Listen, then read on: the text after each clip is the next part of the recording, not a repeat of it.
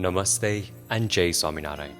Welcome to this week's episode of Timeless Hindu Wisdom. This is a special web series delivered by the Swamis of BAPS Swaminarayan Sanstha. It has been initiated to inspire us during these challenging times with the universal wisdom of ancient Hindu scriptures presented in a contemporary, bite-sized format. Today's speaker is Paramtattvadas Swami.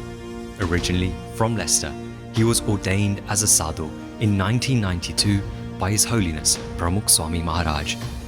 After engaging in a deep study of Hindu scriptures in India for 14 years, including a master's in Sanskrit, Paramtattvadas Swami returned to England in 2006 to read for a master's in religion at the University of Oxford. After a further year of pre-doctoral studies, he completed his PhD in Hindu theology. Paramtattvadas Swami has written and spoken extensively on Hindu values and teachings around the world, and his book on Hindu theology was published by Cambridge University Press in 2017. I now hand it over to Paramtattvadas Swami. Namaste and Jai Swaminarayan, Jai Shri Krishna, Jai Siya Ram. Welcome to another episode of Timeless Hindu Wisdom. They say history is a terrible driver. It rarely signals its intentions. But that's what makes it so intriguing to study and revisit. The unexpected turns and twists, the real drama, and the real consequences, and the real lessons to learn. Konrad Adenauer, the first Chancellor of Western Germany after the Second World War, famously said, "History is the sum total of all events that could have been avoided." And H.G. Wells, the eminent British novelist, also quipped, "History becomes more and more a race between education and catastrophe." So we ignore history at our peril. Today we reopen a fascinating chapter of British and Indian history. It's almost exactly 200 years ago, but still relevant and still so significant for us today as it was then in the 1820s. We uncover different aspects of the relationship between Bhagwan Swaminarayan and the British. It's fascinating not just because it's about Bhagwan Swaminarayan. In fact, for the time being, let's suspend our belief of Bhagwan Swaminarayan's divinity. For a moment, let's just see him as a historical figure at a pivotal time in India's past and the British Empire. To help us learn from this chapter of history, we'll be using some newly discovered sources. So when they're all woven together, the old and the new sources, the British and the Indian documents, Christian and Hindu texts, what they reveal is a fresh, vivid tapestry of relationships, an intriguing account from which we can learn from. We begin with some historical context. Now, the 1820s is just after the Third Anglo-Maratha War. So the East India Company has just taken over Gujarat from the Peshwas. The Peshwas were a political force within the Maratha Empire. They served as prime ministers to the Chhatrapati, the king. The East India Company actually was established in 1600, but it wasn't until 1757, after the Battle of Plassey, that it really established rule over India beyond just its trade. The British Raj actually started after the rebellion, the mutiny of 1858, when the rule of the crown took over India. So when in 1817, East India Company was establishing itself in Gujarat. Another significant thing happened just a few years before that, in 1813. This was based on the East India Company Act, a significant moment in foreign policy for the British government because it opened India to Christian missionaries. And so, very soon after that, a person called Thomas Fanshawe Middleton, the first Anglican bishop of Asia, arrived in India. And he had grand plans for Christianity in India. He laid the foundation stone for a big school, a bishop's college in Calcutta in 1820. And he was looking for a principal, someone who would run his college for him. And out of a pool of very highly educated people, he selected someone called William Hodge Mill. And in 1821, this young man, a fresh graduate from Cambridge University, he'd been studying Hebrew and Arabic there, he sails to India. And even before he reaches India, he's studying Sanskrit. And even soon after he arrived, he was translating Christian texts into Sanskrit. 3 of his famous works. One he called Mahadharma. This was a translation of the 10 Commandments into Sanskrit. He also wrote Pratitivakkyatrayam, the 3 statements of faith based on the Apostles' Creed, the Athanasian Creed, and the Nicene Creed. These are all important doctrines in the Christian faith. But his magnum opus, his great work, was something called Sri Krishna Sangita, the Song of the Holy Christ. It was essentially a paraphrasing of the Gospel of John in 5,025 Sanskrit verses, stylized like a Puran. So there is a Christian presbyter as the guru, a Indian shishya, yet to be converted Christian, and they have this dialogue, this conversation. And using the questions and the answer dialogue, the format, he expands upon the life of Jesus and his teachings. So here is a Christian minister learning Sanskrit, translating Christian works into Sanskrit for the Indian public. It tells you about his commitment to his faith and to the spread of that faith. He served as the principal of Bishop's College for about 14 years until ill health forced him to return to England in 1838. Bishop's College opened in 1824.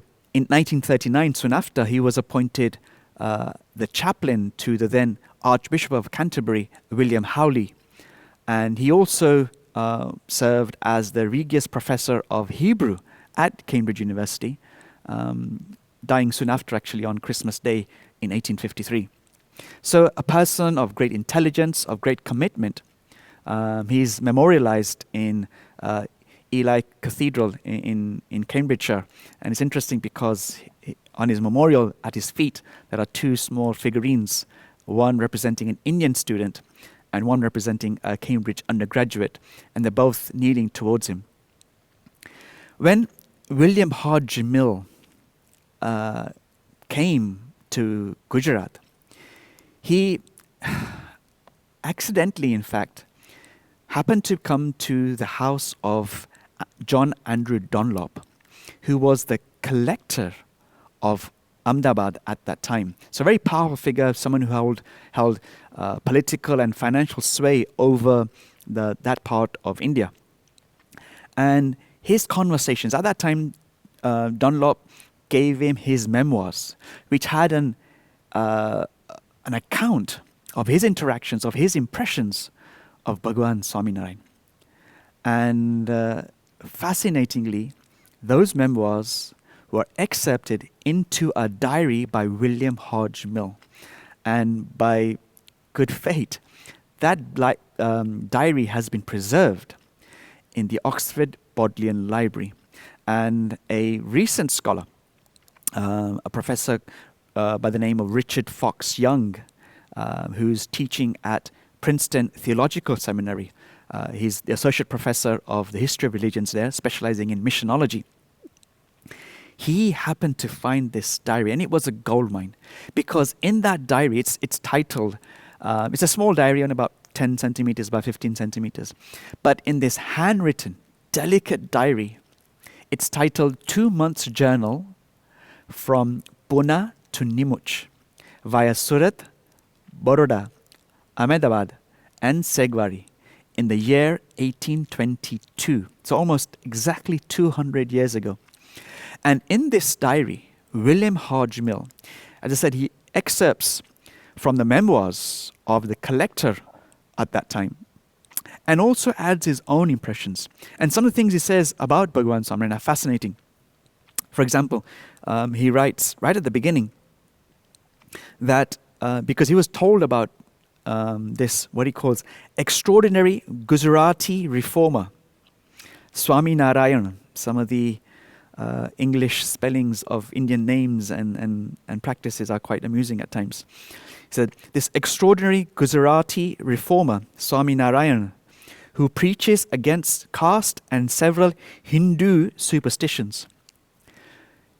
He heard about this charismatic new Hindu leader who'd brought about lots of positive change in a time and place which was very fraught with immorality, with danger, insecurity.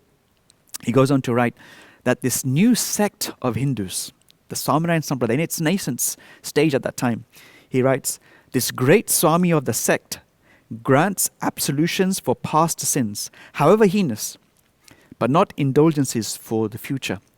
Now, some of these excerpts actually came into print in official British documents. We find this in the Bombay Courier, in the Asiatic Journal of 1823, and later in the Bowls magazine as well from 1875. So for about 50 to 60 years, British documents were chronicling the work and the teachings, the impact of Bhagwan Swaminarayan.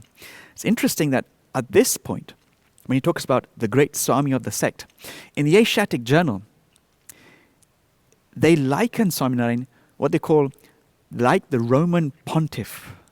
So they're likening him to the Roman Catholic Pope. Gives you an indication of the impact that Bhagwan Swaminarayan must have had at that time. So, as he's writing about his observations and impressions, he writes something about Bhagwan Swaminarayan himself now. Swaminarayan himself must be a very superior man, as he has acquired such influence over men's minds, and the distinguishing tenets between his system and that of other Hindus are so inoffensive as they might at least have escaped violent opposition. This does not, however, seem to have been the case. What he's talking about is that Bhagwan Swaminarayan preached a very peaceful way and pure way. But unfortunately, this didn't sit well with the prevailing customs there, because it meant that people were being called out on their immorality, on their distortions of Hindu texts and Hindu disciplines.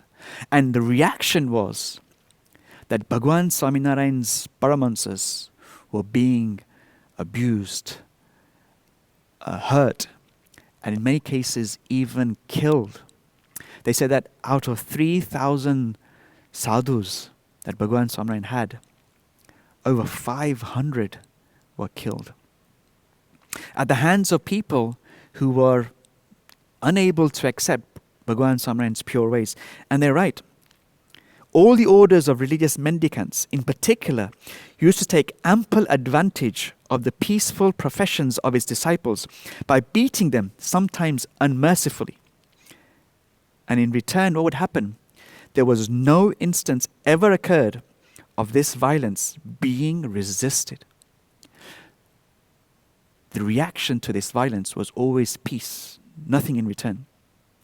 Seeing this, seeing the morality of Bhagwan Swaminarayan's people, William Hodge Mill writes that his influence over all ranks, suddenly proclaiming themselves his followers and renouncing the world, bespeaks him a superior man, and his visible effect in improving their morals and making them more trustworthy speaks him a useful one. Now William Hodge Mill is seeing Bhagwan Swaminarayan not just as a Hindu reformer, but as a potential convert. In fact, he writes in his diary, it augurs a favorable change in the public. And by teaching this, and he writes an equal sign, lots of men in spiritual concerns is a clear and useful handmaid to Christianity. His intentions were to convert Bhagwan Swaminarayan, bring him into the Christian fold, so all the good work and the people that he had improved in their morals would be under their fellowship. This was very similar to another Christian clergy, Bishop Heber, Reginald Heber. He too was a very intellectual man, hailed from a very wealthy aristocratic family, schooled not far from here actually in Neasden.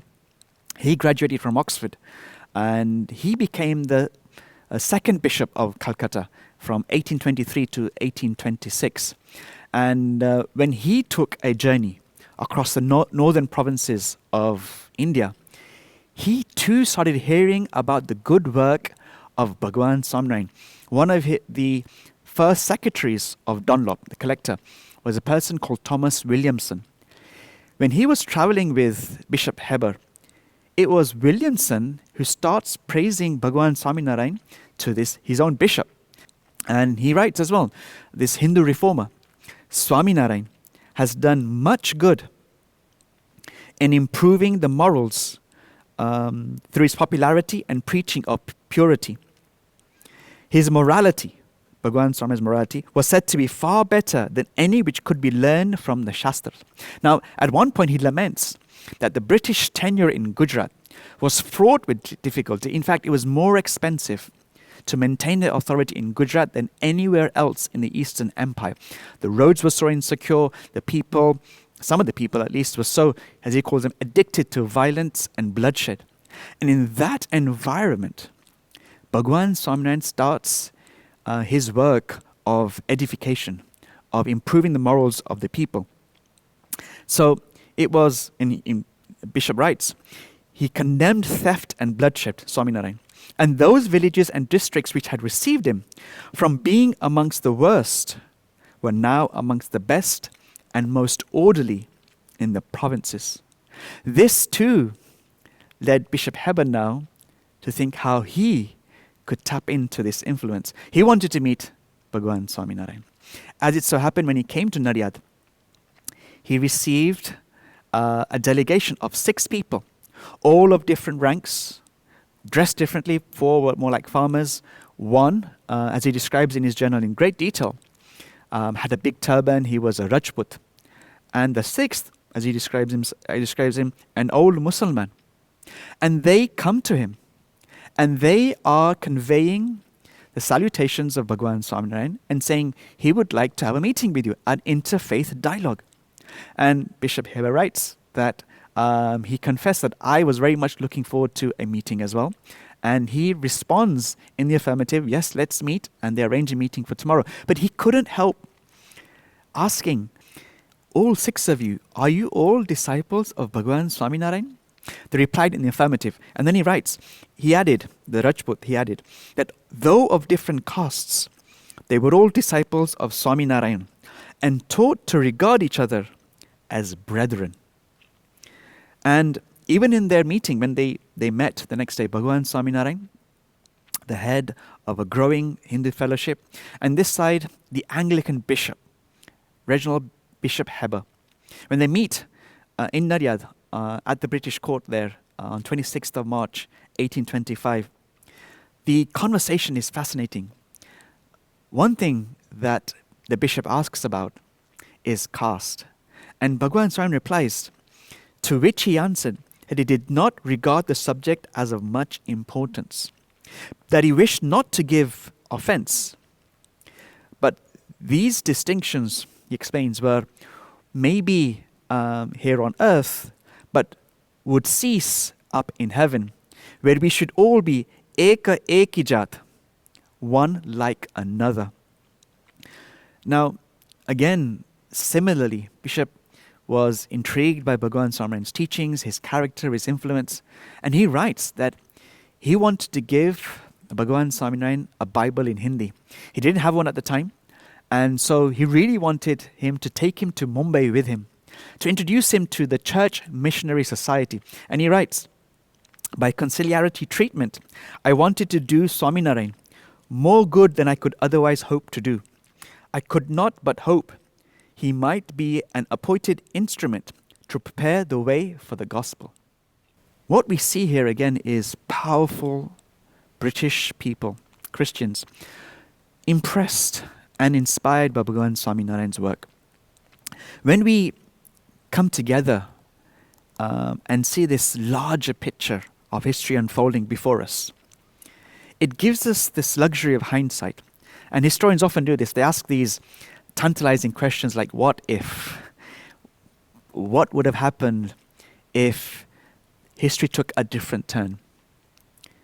Through piecing these different sources from, as we said, old and new, British and Indian, Christian and Hindu, a larger picture emerges. And we gain a deeper, a more finer appreciation and insight into the work and character of Bhagwan Swaminarayan. And we see some of his thoughts, his ideas were very progressive, in fact, far more progressive than his time. And the Asiatic Journal, as we read, sometimes they quote that the response to his progressive ideas was often violent opposition to how they reacted was always peaceful. So his ideas about caste, about protecting women's rights, about peaceful resistance to violent opposition, about law-abiding citizenship, about social justice, equality, cohesion of religious law and civic law, and most importantly, interfaith dialogue, social harmony, inclusion, integration, peaceful coexistence. These are so important today when we see the world grappling with issues of social inequality and justice. We can look back in history and learn from the example of Bhagwan Swaminarayan and how he mediated difference through patience, love, and the timeless wisdom of Hinduism.